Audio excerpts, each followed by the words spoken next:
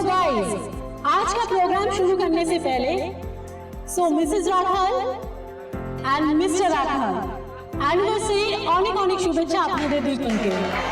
So ladies and gentleman, अब हमारे couple of the evening Mrs Rakhal and mister Rakhal एक dance करेंगे। जोरदार तालियां। सर प्लीज आइए ना। कब से आपका दीदार कर रहे हैं। Let's go for dance sir please. हमें नाचना नहीं आता, नचाना आता है। सर मैं हूं ना, मैं आपको सिखा दूंगी। Just give me your hand sir please, come on. क्या बात है दादा। See, this hand is like this और ये ऐसे। Now you just move like little slow.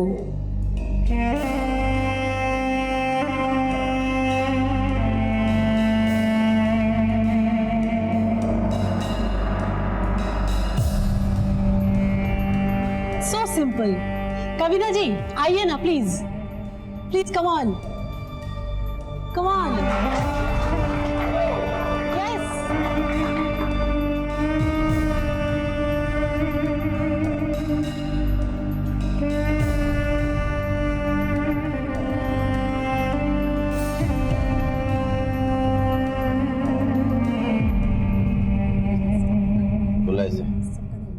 Excuse me madam, hello. जी सर।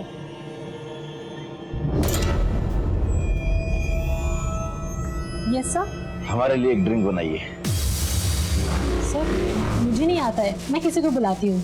अरे बहुत सिंपल है, मैं बताता हूँ ना। बोतल उठाइए, उठाइए।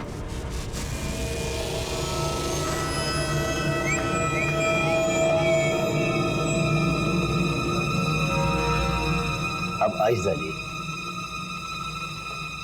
डालिए। अब गिलास उठाइए, उठाइए। अब जब बना ली हैं पिला दीजिए। पॉइंट है, सही बोल रहे हैं।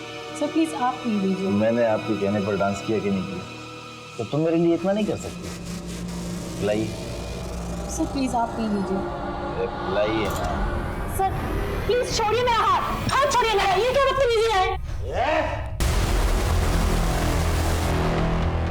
दो कौड़ी की औरत मुझे बोलती है बदतमीज। हाँ दिखाओ तुझे बदतमीजी, तेरी औकात क्या है? छोड़ लड़की को। धक्का कैसे मारे मेरे को? क्या हुआ? क्या हुआ? सर ये गोपा के साथ बदतमीजी कर रहा था, हाथ लगा रहा था, मैं छोड़ूंगा नहीं से। मैं बात कर रहा हूँ ना, मैं बात करूँ। Let me speak. राखाल की हुई छे? अच्छा तो तू है इन बंदरों का मंदारी, ऐसा पार्टी ऑर्गेनाइज करते हैं? हाँ साले मैंने तुझे पैसे दिए हैं। राखाल ये गरा छोड़िए, मैं आपसे बात कर रहा हूँ और मेरी टीम से अगर कोई गलती हुई है तो मैं आपसे माफी मांग रहा हूँ उसके लिए। तेरी माफी की ऐसी की तैसी, साले को देख। राखाल गाली मत दीजिए आप।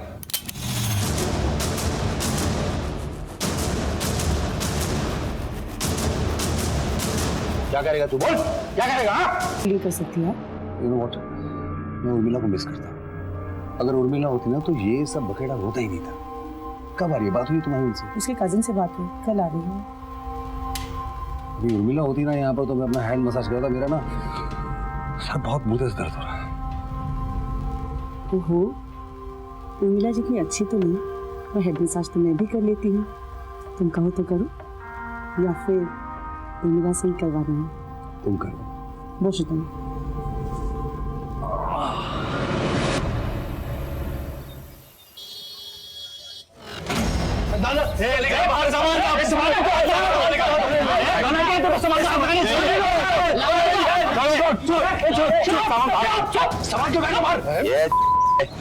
तुझे क्या लगा अपनी पार्टी में मेरी गिरबान पर?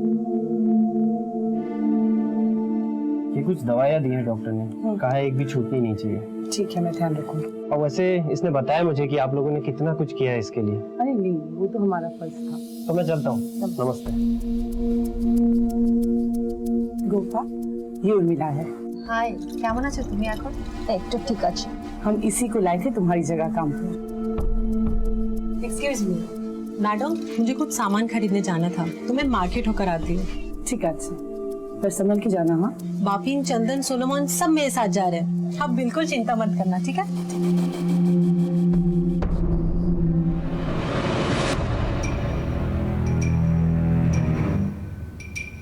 এই যে কি কোথায় मंदिर जाती हर मंगलवार को जाती हूँ ना।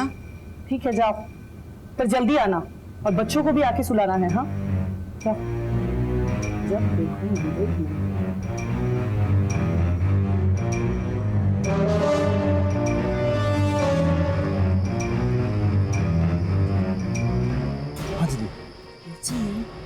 मैंने तुमको जैसा बोला है ना बिल्कुल वैसा करना। अगर कुछ इधर से उधर हो गया ना तो मैं कहीं की नहीं रहूंगी। तुम्हें कुछ चिंता करो ना दीदी, तुम जैसा चाहती हो वैसे ही हो। उर्मिला की हालत देखी ना तुमने। अब कुछ दिनों तक मेरी ही मसाज से काम चलाना पड़ेगा।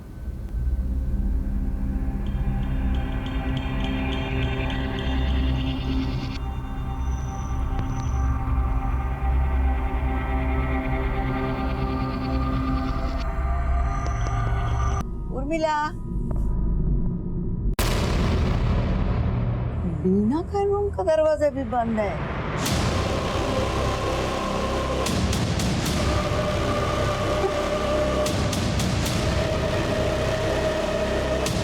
बीना, ओह माय गॉड, क्या हो गया? हेल्प! चंदन! हेल्प! हेल्प! नापिन, सोलोमन, चंदन, जल्दी आओ! ओह गॉड,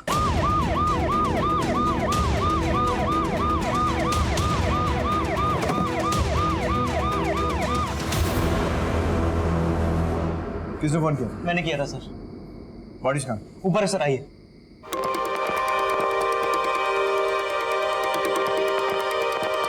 पूरे घर की अच्छे से तलाशी लो, छोटे से छोटा सबूत, कोई भी क्लू, कुछ भी मिस नहीं होना चाहिए। सब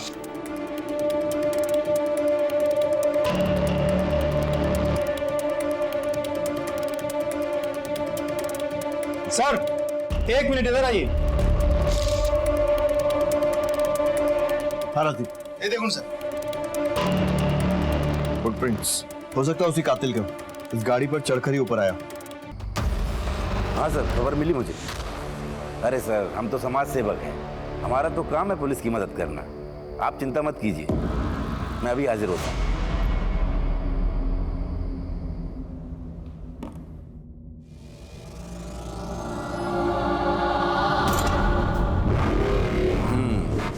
लगता है काम कर दिया तूने।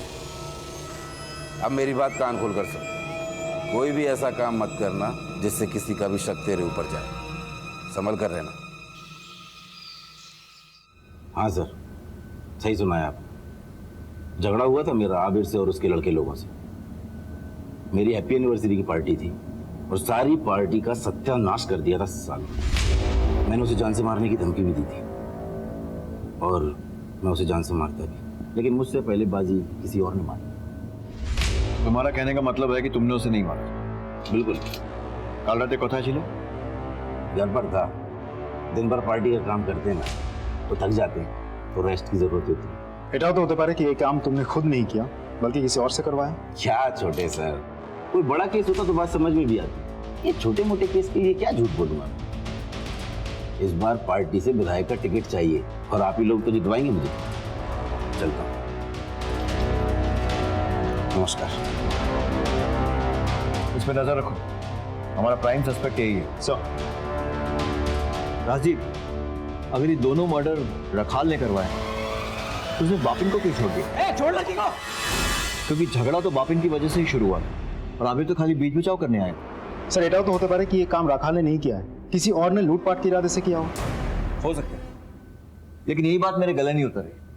क्योंकि अगर कोई लूटपाट के इरादे से घर में घुसता है तो उसका मेन मोटिव होता है लूटपाट करना, मर्डर नहीं। मर्डर वो तभी करता है जब फंस जाता है या फिर पकड़े जाने का खतरा होता है। लेकिन यहाँ पर बीना और अबीर दोनों गहरी नींद में सो रहे थे। इसका मतलब ये है कि जो कोई भी था लूटपाट के इरादे से नहीं आया था, इसका मोटिव मर्डर ही था। सर देखा जाए तो दोनों सूरत में एक नोटिस करने वाली बात है, घर में कोई फोर्स एंट्री नहीं हुई थी। वो पहले आबिर के कार के छत पे चढ़ के पहले माले में दाखिल हुआ, वहां उसने उर्मिला को लॉक किया, नीचे आया, नीचे आके पूर्णिमा को बाथरूम में लॉक किया, फिर ऊपर गया, ऊपर जाके जो पति पत्नी रूम में सो रहे थे उन दोनों को मारा। सर इससे यही प्रूफ होता है कि वो जो कोई भी था उसको घर के नक्शे के बारे में, ज्योग्राफी के बारे में बहुत अच्छे से पता था। या फिर ये भी हो सकता है कि उस रात घर में कोई आया ही नहीं। ये जो कुछ भी हुआ उन्हीं लोगों ने किया जो उस रात घर में मौजूद थे। लेकिन सर उस वक्त तो घर में सिर्फ उर्मिला और पूर्णिमा ही थी।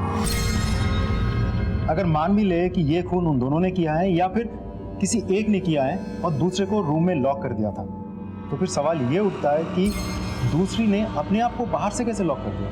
हो सकता है ऐसा कुछ हुआ ही ना हो और दोनों झूठ बोल रहे हैं। सर पॉसिबिलिटीज तो बनती है, लेकिन इनके लिए उन दोनों के पास एक मोटिव भी तो होनी चाहिए। वैसे आबिर के कार के छत से जो हमें फुटप्रिंट मिला था, इन सब में वो सीसीटीवी फुटेज।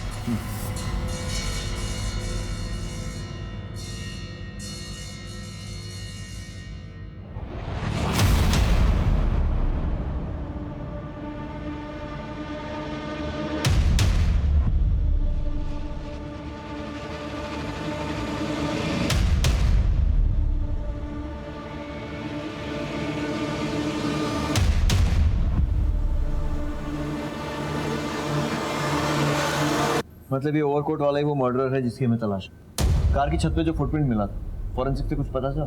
बस इतना ही पता चला कि वो किसी 9 नंबर जूते का है, जो कोई भी एवरेज हाइट नॉर्मल बिल्ड का आदमी हो सकता है। गोपाल, चंदन, बापिन और सोलोमन सबको पूछताछ के लिए बुलाओ, लेकिन अलग अलग सब।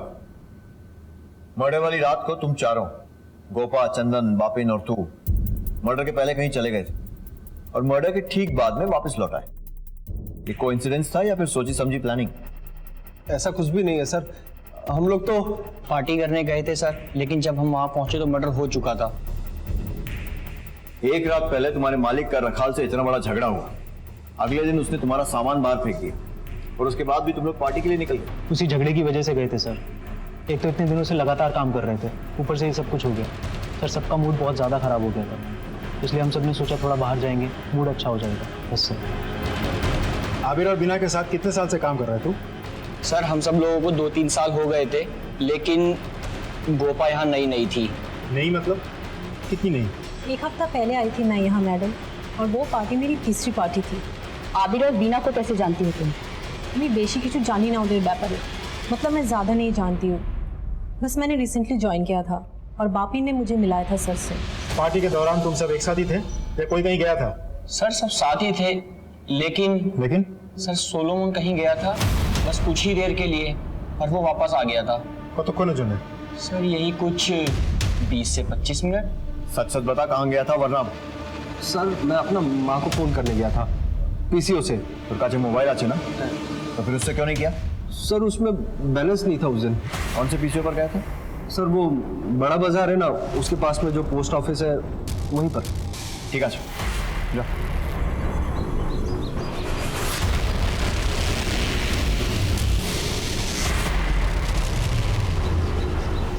इन चारों को फिंगरप्रिंट्स और जूते का नाप लिया। सोलोमन पर नजर रखो और पता करो कि जिस पीसीओ पर जाने की बात कर रहे हैं वहां गया भी था या नहीं।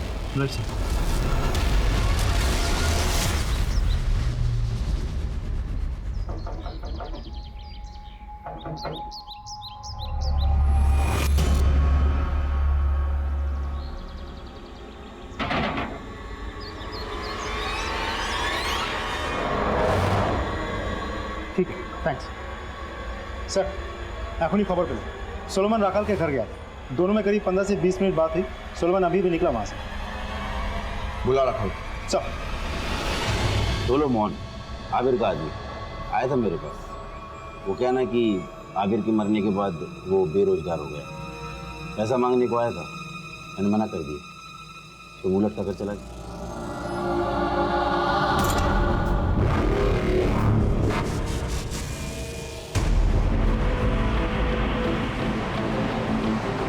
सोलोमन कोথায় रे? पता नहीं सर, जब से पुलिस स्टेशन से आए हैं तब से वो घर नहीं लौटा है। उसके नंबर पे भी फ़ोन किया लेकिन उसका नंबर नहीं मिल रहा है। जाने से पहले उसने कुछ कहा था वो कहाँ जा रहा है? नहीं सर। पैसों की जरूरत थी उसे? हाँ सर, उसे पैसों की ज़रूरत तो थी सर। अभी सर का मर्डर होने से पहले उसने एक दिन सर और मैडम से बात भी की थी इस बारे में। क्या? 1.5 लाख?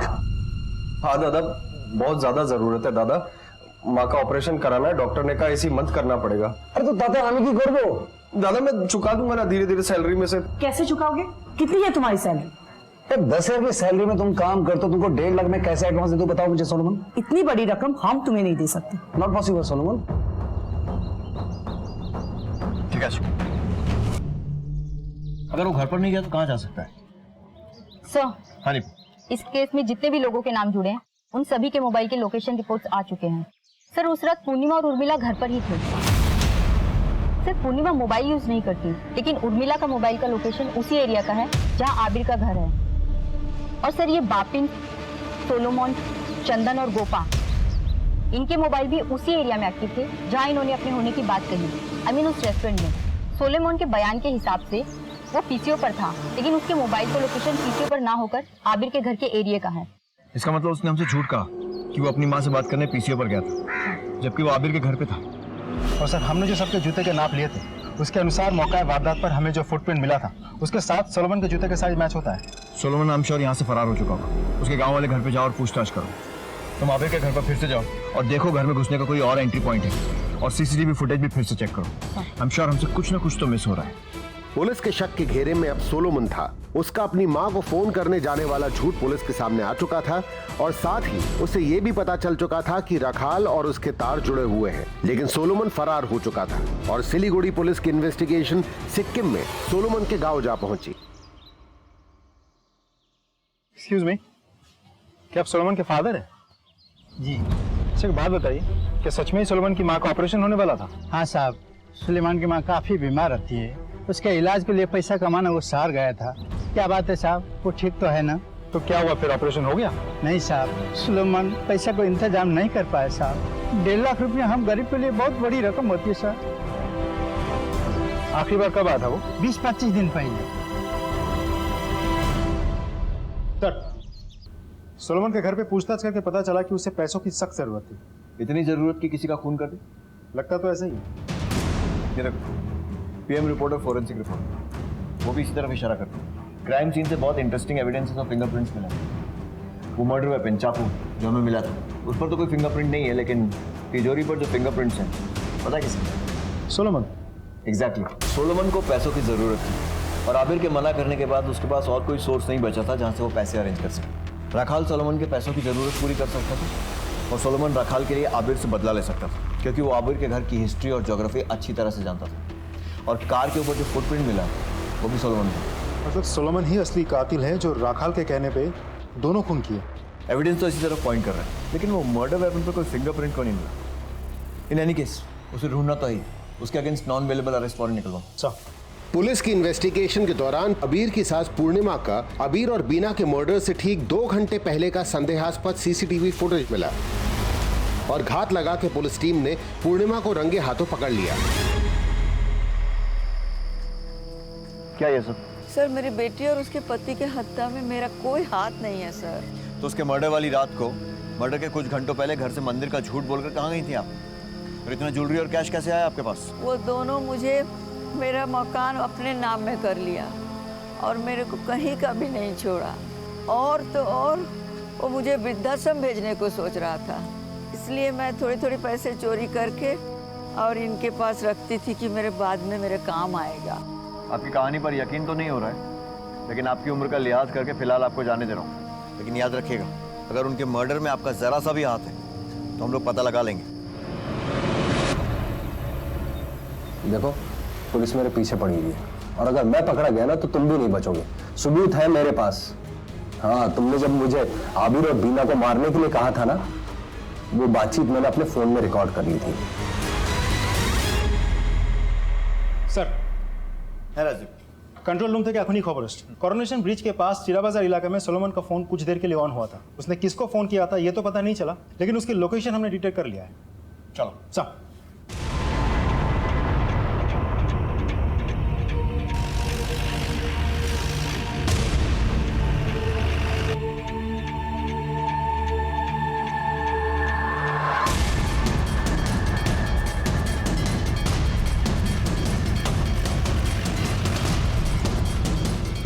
শোনো,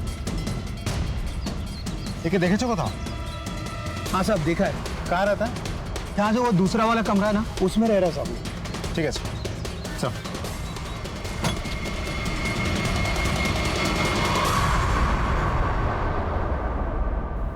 सोलोमन ने सब कुछ बता दिया है हमें, और अब तेरे सामने भी अपना जुर्म कबूल करने के अलावा और कोई रास्ता नहीं है। चल शुरू हो जा। सर जब उस दिन पार्टी में मेरा और आबिर का झगड़ा हुआ तब से मेरा मूड बहुत ख़राब था और अगले ही दिन मैं अपना मकान खाली करवाने के लिए पहुंच गया। मुझे लगा कि आबिर मुझसे माफ़ी मांगेगा, मकान खाली न करवाने के लिए रिक्वेस्ट करेगा, लेकिन ऐसा कुछ नहीं हुआ। बल्कि ठीक इसका उल्टा हुआ, वो मुझसे अड़ने लगा। मेरा दिमाग और ज़्यादा ख़राब हो गया। तभी मैंने सोच लिया कि इसका काम तमाम करना ही पड़ेगा। फिर मुझे पता चला कि उसके एक आदमी सोलोमन को पैसों की सख्त ज़रूरत है, तो मैंने उसे अपने पास बुलाया। तुझे तेरी माँ के ऑपरेशन के लिए 1.5 लाख की ज़रूरत है ना? हाँ दादा, बहुत ज़्यादा ज़रूरत है दादा। मैं तुझे 5 लाख दूंगा। 5 लाख? लेकिन तुझे मेरा एक काम करना होगा। क्या काम करना है दादा, बोलो ना। वो जो तेरे बॉस है ना, बीना और आबिर, उनका मर्डर करना होगा। मर्डर? दादा क्या बात कर रहे हो दादा? माँ की जान बचाना चाहता है या नहीं? हाँ दादा। तो बस ठीक है दादा, हो जाएगा दादा। उसने बीना और आबिर को मार डाला और सीधा मेरे पास आया पैसे मांगने के लिए। क्या बोला तू? हाँ क्या बोला? दादा पैसा देने के लिए मना मत करो, ये सही बात नहीं है बिल्कुल भी। खून करना पुण्य का काम है। तुम नहीं बोला था ना खून करने के लिए? निकल यहाँ से, एक पैसा नहीं दूंगा। मुझे लगा कि मामला खत्म हो गया, लेकिन कल अचानक सोलोमन का मेरे पास फोन आया। पुलिस मेरे पीछे पड़ी हुई है और अगर मैं पकड़ा गया ना तो तुम भी नहीं बचोगे। सबूत है मेरे पास। अबे क्या झूठ बोलता है, तेरे पास कोई सबूत बहुत नहीं है। हाँ, तुमने जब मुझे उन दोनों को मारने के लिए कहा था ना, तो वो बातचीत मैंने अपने फोन में रिकॉर्ड कर ली थी। अगर तुम मेरी बात नहीं मानोगे ना तो मैं पुलिस में जाके सरेंडर कर दूंगा। तुझे पैसे चाहिए ना, मैं दूंगा। तू बता मुझे कहाँ आना है, मैं पैसा लेकर आता हूँ। फिर पैसा लाया हूँ, पहले रिकॉर्डिंग मेरे मोबाइल में ही है, दे दूंगा।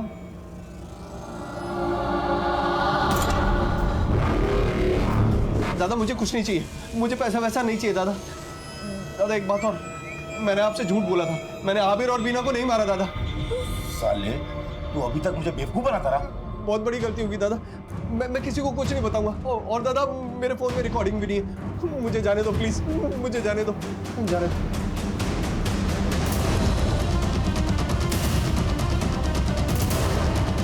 मुझे इस बात से कोई मतलब नहीं था। मुझे सिर्फ इस बात से मतलब था कि आप लोगों का शक मेरे ऊपर है और आबिर के घर से चुराए हुए जेवरात और पैसे सोलोमन के पास थे। मैंने सोलोमन को मारकर वो जेवरात और पैसे वहीं छोड़ दिए ताकि उसकी लाश के साथ आपको वो पैसे और जेवरात भी बरामद हों, तो मामला वहीं ख़त्म हो जाए। ये भी तो हो सकता है कि तूने ही बीना और आबिर को मारा हो और उसके बाद सोलोमन को वहाँ भेजा हो ताकि सोलोमन फंस जाए और तू बच जाए। सर मैंने सिर्फ सोलोमन को मारा था और अब तो वो भी बच गया है। अब आप लोग मेरा कुछ नहीं बिगाड़ सकते। मेरी किस्मत बहुत अच्छी है।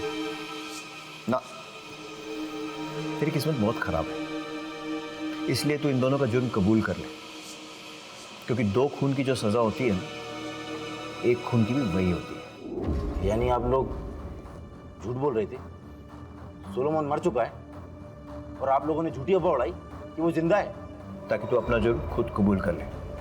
तो तूने वही किया। लेकिन सर मैंने बीना और आबिर को नहीं मारा है, मेरा विश्वास कीजिए। इससे सच उगलवा, और अगर नहीं बोलता है तो पीने को पानी तक मत देना। सर मेरी बात सुनिए sir. Rajiv sir, at any cost Rakhal से इंफॉर्मेशन निकलवाओ। सर, एक इंटरेस्टिंग न्यूज़ है। पूर्णिमा के बैकग्राउंड चेक से एक इंटरेस्टिंग एंगल निकल कर आया है और सर वो ये है कि उसके पास कोई मोबाइल फ़ोन नहीं है। उसके बाद भी उसके नाम पर एक सिम कार्ड रजिस्टर्ड है और वो नंबर कत्ल वाली रात और कत्ल के समय आबिर के घर के एरिया में एक्टिव था। जिस नंबर पर फोन किया गया था किसका था? सर कोई कश्यप नाम है। नंबर ट्रैकिंग पे डालो और पता करो। मुझे इस कश्यप की पूरी कुंडली चाहिए। सर तो मेरे साथ हो। सर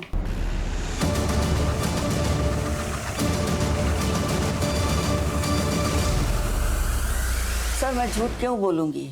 हाँ, वो सिम कार्ड मेरे नाम से था, पर मैंने उर्मिला को दिया था। उर्मिला को? लेकिन उसके पास तो दूसरा नंबर था ना? उर्मिला के पास जो फोन था उसका बिल बहुत ज्यादा आता था, तो इसलिए वो मेरे नाम से दूसरे कंपनी से सिम लेना चाह रही थी। जब वो ऑपरेशन के लिए कलकत्ता जा रही थी तो वो मेरे आईडी से सिम कार्ड लिया। बुलाइए उर्मिला को। उर्मिला यहाँ नहीं है, उसकी तबीयत बहुत बिगड़ गई थी, तो उसका चाचा का लड़का आके उसको सिटी हॉस्पिटल लेके गए। वो कजिन का नंबर है कुछ आपके पास? हाँ। 98213। सर, ये तो वही नंबर है जिस पर कत्ल वाली रात फोन किया गया था, कश्यप का number. Let's go. Rajiv Kashyap के ट्रैकिंग की क्या रिपोर्ट है? सर उसी का नंबर ट्रैक कर रहा हूँ। वो लोग अभी भी सिटी हॉस्पिटल के टावर में ही हैं। उसे ट्रैक करते रहो और फॉलो करो। He is a prime suspect. मैं सिटी हॉस्पिटल जा रहा हूँ। का पेशेंट उर्मिला, उससे मिलना है। वो तो डिस्चार्ज हो गई। कब? बस अभी थोड़ी देर पहले। उसके साथ कोई और था? हाँ, उसका कजिन था सर। राजीव कश्यप का कुछ पता चला? सर उसी का नंबर ट्रैक कर रहा हूँ, लेकिन जिस तरीके से वो लोग ट्रैवल कर रहे हैं सर, बहुत जल्द वहाँ से निकल जाएंगे। In fact they are travelling towards the main road. Sir आप मेन रोड पकड़ के वहाँ पहुँचिए, मैं पीछे के रास्ते से बाइक लेके पहुँचता हूँ बस स्टॉप।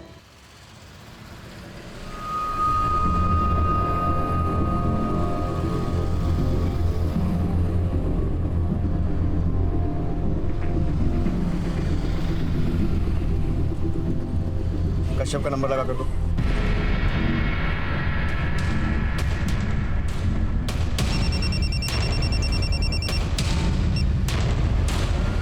हेलो कश्यप, और कितना भागेगा? पुलिस, फंस गए हम लोग। भागो। चलो।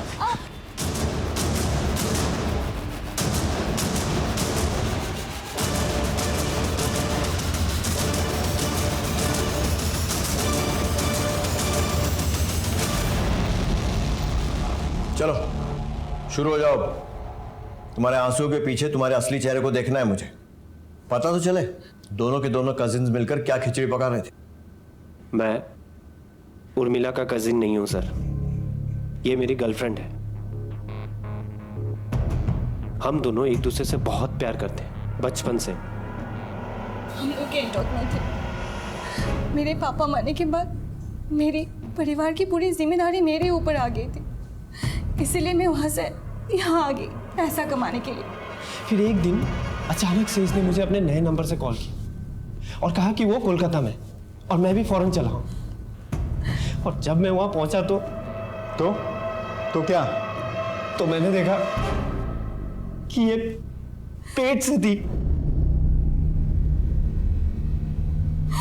अब हमारे इवेंट कंपनी का मालिक और उसकी बेबी बीना, वो लोग इंसान नहीं थे सर, वो लोग परवर्ट थे। उन लोगों ने मेरे मजबूरी का फायदा उठाया, मुझसे गलत काम करवाते थे। कब से चल रहा था ये सब? पिछले 1 साल से। तुमने इसे रोका क्यों नहीं? किसी से कहा क्यों नहीं? पुलिस में रिपोर्ट क्यों नहीं की? कैसे करती सर वो? जब आबिर ने इसका रेप किया तो बीना ने इसका एक एमएमएस बना लिया था, जिसे दिखाकर वो लोग इसे ब्लैकमेल किया करते थे। और मैंने तय किया कि मेरे उर्मिला की जिन्होंने ये हालत की है, मैं उन्हें छोड़ूंगा नहीं, मैं उन्हें मार डालूंगा। मैंने फैसला कर लिया। तू बता, तू भी यही चाहती है ना? साथ देगी ना तू मेरा? बोल। मैं इसे लेकर आबिर के घर पहुंचा और मैंने सबसे कहा कि मैं इसका कजिन हूं और मैं इसे यहाँ छोड़ने आया। और इसे छोड़ने के बहाने मैंने पूरे घर का नक्शा अपने दिमाग में बैठा लिया था। और मैंने उर्मिला से कहा कि जब सब सो जाए तो मुझे वो रात को फोन करे। तुम आ जाओ अभी, कोई नहीं है, मैं दरवाजा खोलती हूँ। मैं तैयार था। मैं ओवरकोट पहनकर आया ताकि अगर कोई मुझे देखे भी तो पहचान ना सके।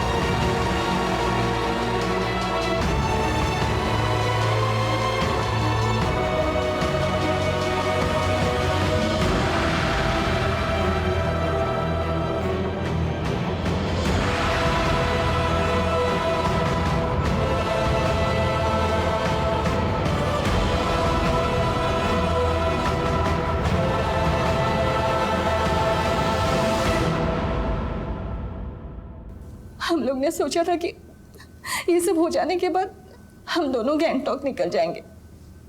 हम लोग निकल भी जाते सर, पर आप लोग आ गए। मानता हूं कि तुम्हारे और उर्मिला के साथ गलत हुआ, लेकिन तुमने जो अबीर और बीना के साथ किया वो सही था। तुम्हें क्या लगता है तुमने उन्हें उनके गुनाहों की सजा दे दी?